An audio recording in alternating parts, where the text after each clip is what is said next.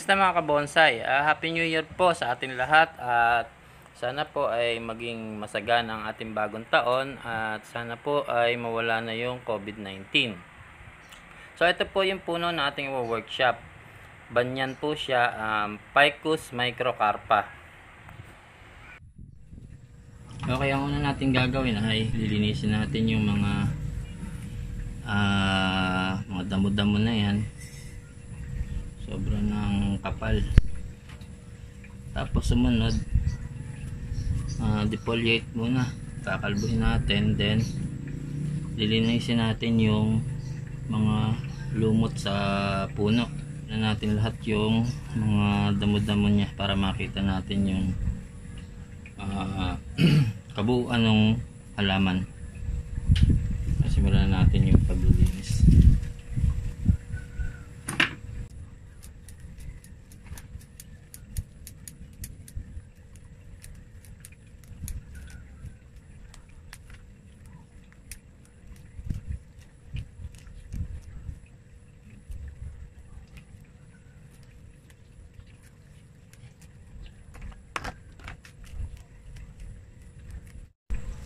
Okay, ayan na. Medyo nalinis na natin yung mga damo. So, nabawasan na siya. At lumabas na yung kabuuan ng puno. Ngayon naman, susunod natin yung dahon. Kakalbuhin natin yan. So, ganito lang yung pagtanggal ng dahon. Huwag doon sa sagad na nakalagitnaan ng dahon, nung sanga ng dahon, para hindi ma-damage yung susunod na shoots, para madali siyang tubuan ng bagong mga dahon. So yan, ganyan lang.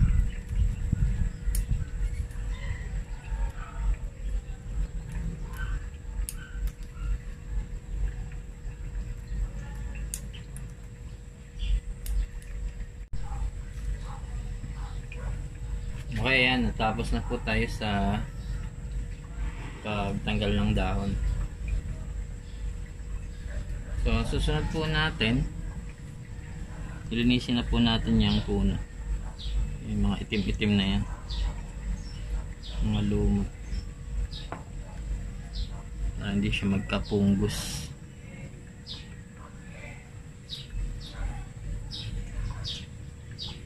No, mapapansin niyo po yung mga sanga niya,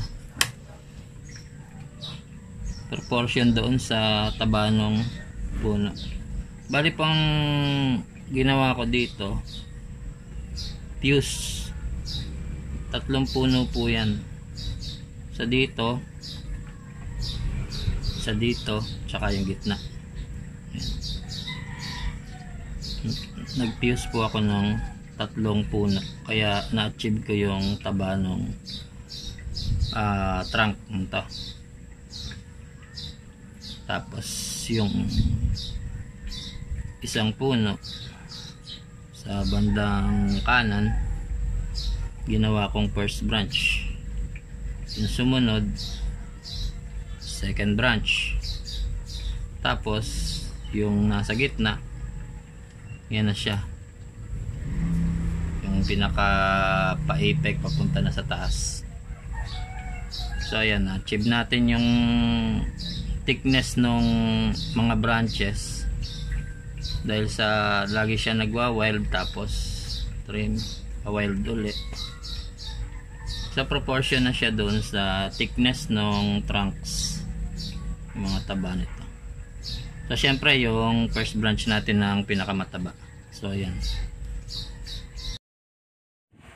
Okay, gumawa po ako ng illustration kung paano mag-fuse ng microcarpa. So ipapakita ko po sa inyo yung ginawa kong illustration.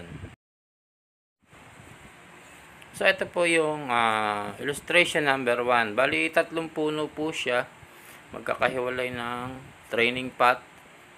So ang gagawin po natin, tatanggalin natin siya sa paso, then pagdidikit-dikitin natin yung kanilang mga trunks dito sa illustration number 2. So pipili lang po tayo nung magiging front view. Tapos ipepwesto natin yung kanilang mga puno. Hahanap tayo ng magandang ugat na magiging front view niya. Kaya kailangan naka-spread yung ugat para mas maganda. So ang ginamit lang natin dyan ay yung bonsai wire para magdikit-dikit sila. So ayan. Tapos ito na yung illustration number 3. So pag naitanim na natin siya, yan, later on yung kanyang trunks magdidikit-dikit na yan.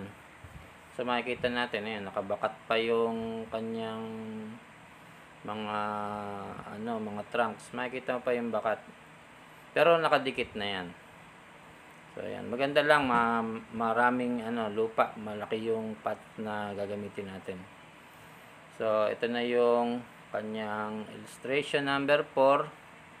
So yan, hindi mo na manonotice yung kanyang hindi na masyadong bakat yung pagkakadikit niya. So ganyan yung mangyayari sa kanya. Habang magwa-wild siya, tumataba yung sanga, nagdidikit-dikit na siya. So yan, ganyan lang yung kasimple yung mag-fuse. Kailangan lang ng konting pasensya para ma-achieve natin yung ganyang kataba na trunks. So ganyan. Yan ang maganda sa microcarpa, madali siyang i-fuse.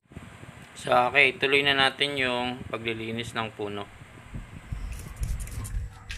So ayan, the same way doon sa naituro ko na before sa mga dati natin videos paano maglinis. So tubig lang to, tsaka brush.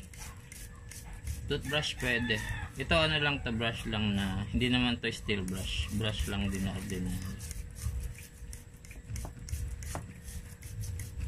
So ayan, nakikita nyo, madali namang matanggal yung mga lumot-lumot nya. Okay, yan, natapos na natin yung paglilinis ng puno. So lumitaw na yung bark nya, tiger bark na tinatawag. Yan.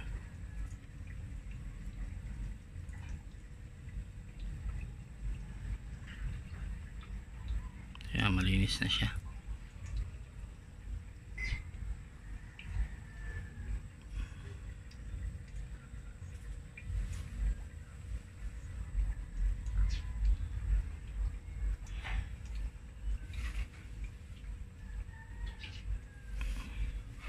Okay, tapos na yung paglilinis ng puno. So last na natin yung repotting.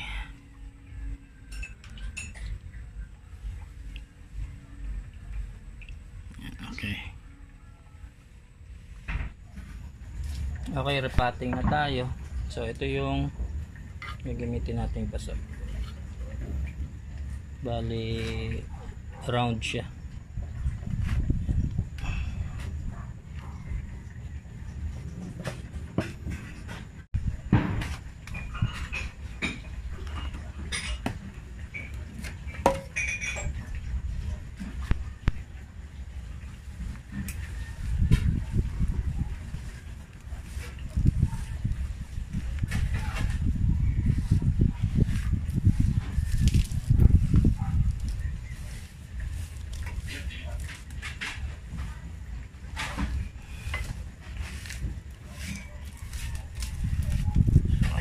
Tanggalin natin yung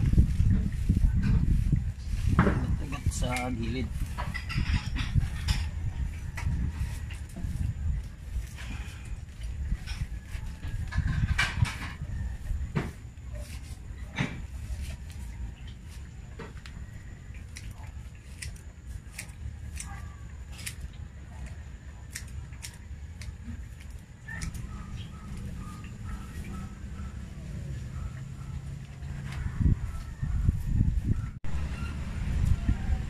Okay, so ayan, nalinis na natin yung bali nisprayan ko siya ng tubig para lumabas pa yung ibang ugat, para malinis pa natin yung ibang mga excess root lang, pero hindi naman lahat, para madali siya maka recover.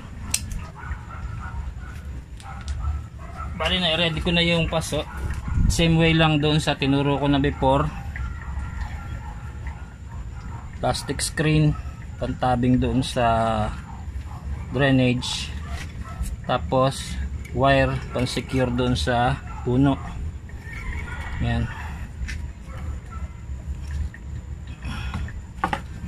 So bale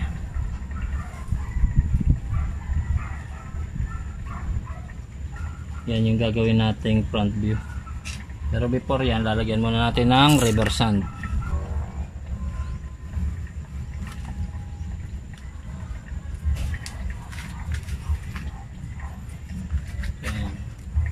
Ito secure natin ng wire.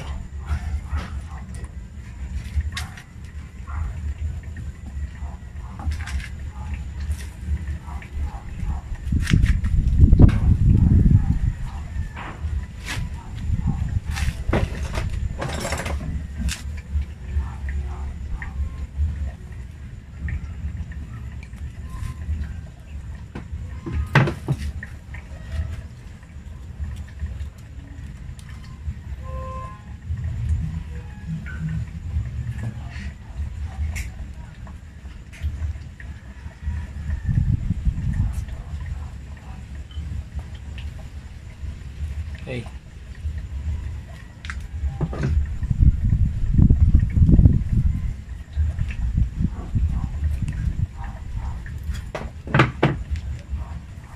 So hindi na siya uga.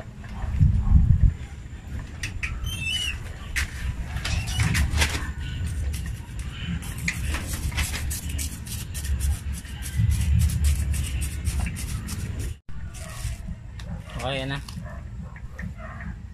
Nadiligan na rin natin. So lagyan natin ng konting volcanic.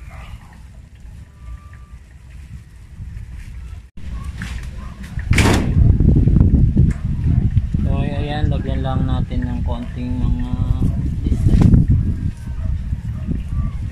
carpet moss.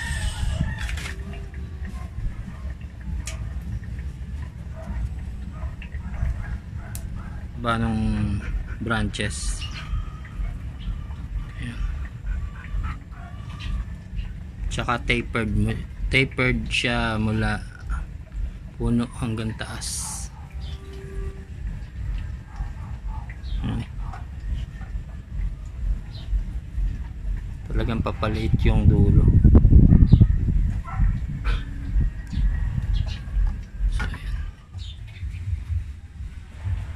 Okay, yan na po mga kabonsai. Sana po ay kinapulutan nyo ng konting kaalaman ng video na ito. At sana po ay patuloy nyo pong suportahan ang aking channel. At marami pa po tayong tatalakayin sa mga susunod na video. Hanggang sa muli po. Maraming salamat. God bless.